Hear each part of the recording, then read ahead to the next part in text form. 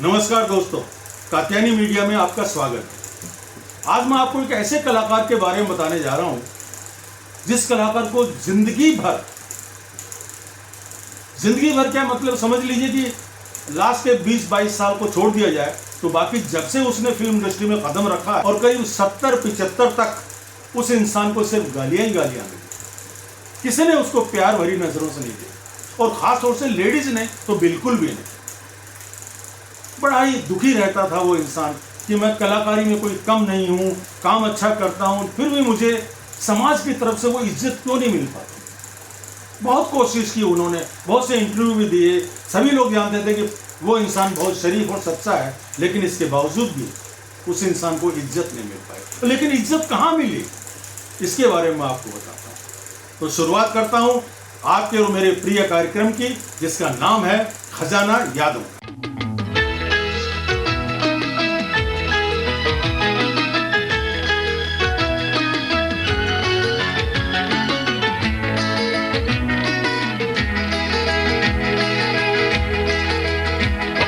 खजाना यादों का, खजाना यादों का लाए हैं हम आपके लिए गुमचा बहारों का।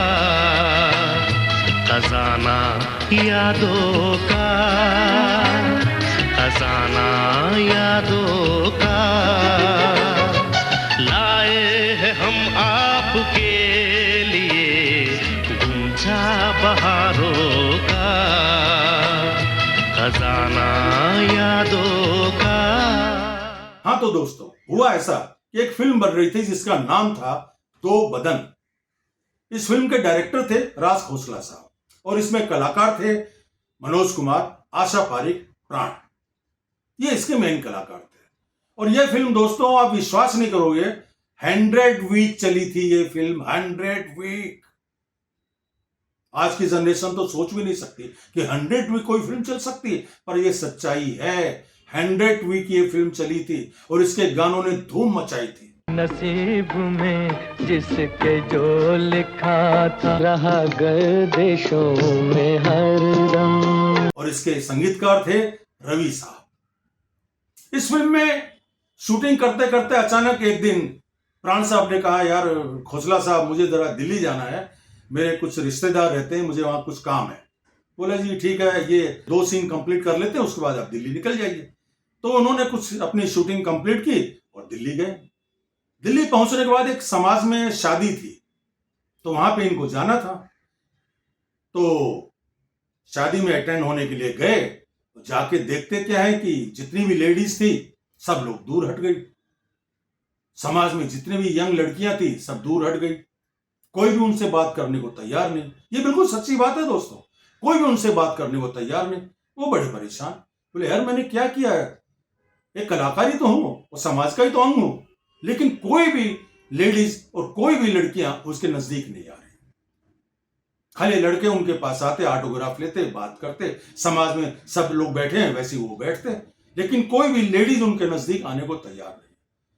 तब उन्होंने अपने रिश्तेदारों से और जान पहचान वालों से पूछा, भी बात क्या है, कोई भी समाज की लेडीज मेरी रिश्तेदारी में है, सब लोग हैं, कोई नजदीक नहीं आता, क्या बात है। बोला साहब सब लोग आपसे डरते हैं, बहुत डरते हैं आपसे, क्योंकि आपका नाम ही इतना खराब है, इतने बुरे काम आप फिल्मों में करते हैं कि कोई भी आपको अपने नजदीक बैठाना नहीं चाहता। प्राण साहब को यह सुनकर बहुत ही दुख हुआ और वो एक दिन वहां बिता के दूसरे दिन बॉम्बे आ गए और अपनी शूटिंग के काम में लग गए। एक दिन मनोज कुमार और प्राण साहब दोनों बैठे हुए थे, कोई ऐसी बात चल पड़ी तो प्राण साहब की आंखों में आंसू आ गए।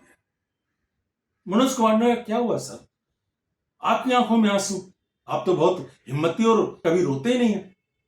तब प्राण ने कहा, नहीं मनोज, मुझे बहुत ही दुख हुआ, मैं दिल्ली गया और मेरे साथ ऐसा ऐसा हुआ, समझ में नहीं आता है, ये मेरे ऊपर जो दाग लगा हुआ कि मैं बहुत बुरा आदमी हूं, ये कब मिटेगा, भगवान जाने। तो मनोज साहब सोच में पड़ गए। शूटिंग चलती रही। अचानक मनोज कुमार साहब प्राण साहब के पास आए और आके बोला, प्राण साहब बहुत जल्द आप लोगों के दिल में बसेंगे। बोला क्या बात करते हो। बोला हाँ, मेरे पास एक सब्जेक्ट है जिस पे मैं काम कर रहा हूं, उसमें मैं आपको एक कैरेक्टर दे रहा हूं, और वो कैरेक्टर अगर आप ढंग से निभा गए, जबकि मैं पूरी कोशिश करूंगा कि आप निभाएंगे, और मुझे मालूम है कि आप वो काम कर सकते हैं, अगर वो निभा गए तो आप समझ लीजिए कि लोगों के दिलों में छा जाएंगे। जो लोग आपसे दूर भागते हैं उनको आप रुलाएंगे। प्राण साहब बोले, यार मनोज क्या बात करते हो, ऐसा कभी हो सकता है क्या? बोला ऐसा ही होगा। फिर अचानक शुरुआत हुई एक फिल्म की जिसका नाम था उपकार। जी साथियों, उपकार। इसमें कलाकार थे मनोज कुमार, आशा पारिक, प्रेम चोपड़ा और प्राण साहब। इस फिल्म में प्राण साहब विलन नहीं थे, एक मलंग टाइप का कैरेक्टर था जो कि गांव में घूमता रहता है, जो कि एक लंगड़ा रहता है। वो कैरेक्टर हर गांव में उसकी उसकी उसकी उसकी सुनता है, फिर अपनी बात कहता है। लोग कहते हैं हट हट हट हट, ऐसी इसी टाइप का। अरे गांव में इस टाइप के कैरेक्टर हुआ करते। वो फिल्म कंप्लीट हो गई। 11 अगस्त 1967 को उपकार फिल्म रिलीज हुई। वो फिल्म रिलीज क्या हुई दोस्तों कि प्राण साहब के कैरेक्टर को देख के लोग थिएटर में रुमाल से आंसू पहुंचते। बस में वादे प्यार वफा सब रुला गए प्राण साहब अपने कैरेक्टर को निभा के। क्या कैरेक्टर किया उन्होंने, और वो फिल्म जबरदस्त हिट हुई, और प्राण साहब उससे भी ज्यादा हिट हुए। बातें हैं बातों का क्या। वो फिल्म है, और उनके डेथ के पहले उन्होंने जितनी भी फिल्में की तब तक वो लोगों के दिलों में समाये हुए थे। तो साथियों, ये फिल्म लाइन के अंदर क्या होता है, आप लोग अपने आप ही मन से सोचने लगते हैं यार ये तो बुरा आदमी है, ये तो गंदा आदमी है, लेकिन ऐसा नहीं होता। वो भी एक समाज का अंग है, लेकिन उसको कैरेक्टर करना है तो वैसा करना ही पड़ेगा।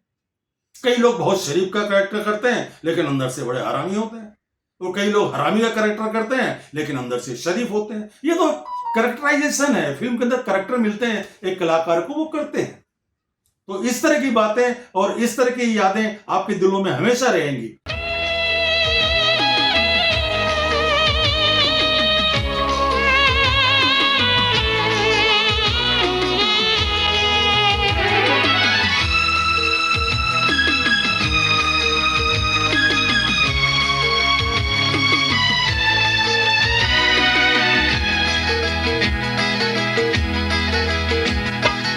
आती है यादें उनकी, भर आया आंखों में पानी।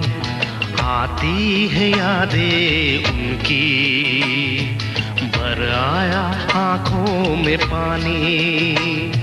नम होती आंखों से देखा संगीत की ये कहानी।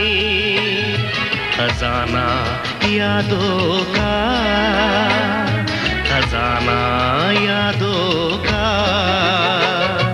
लाए हैं हम आपके लिए गुंजा बहारों का। तो उपकार जैसी ही बातें जो मैंने प्राण साहब की आपको बताई, ऐसी न जाने और कितनी बातें आपको बताता रहूंगा। तो देखते रहिए मेरा प्रिय कार्यक्रम खजाना यादों का, और मिलते हैं अगले एपिसोड में।